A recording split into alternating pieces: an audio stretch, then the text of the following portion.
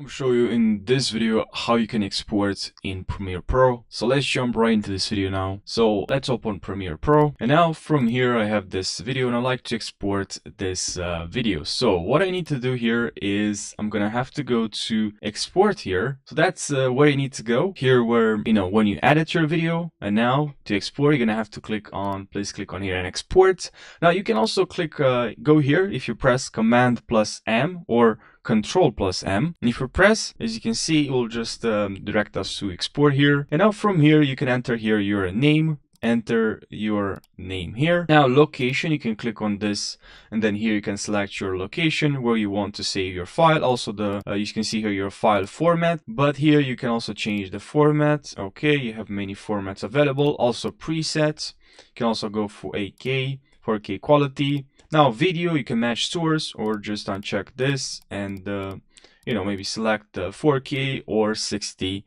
And audio here, and then you just need to click on export right over here, and that's pretty much it. Just click on export and that's it. Thanks for watching.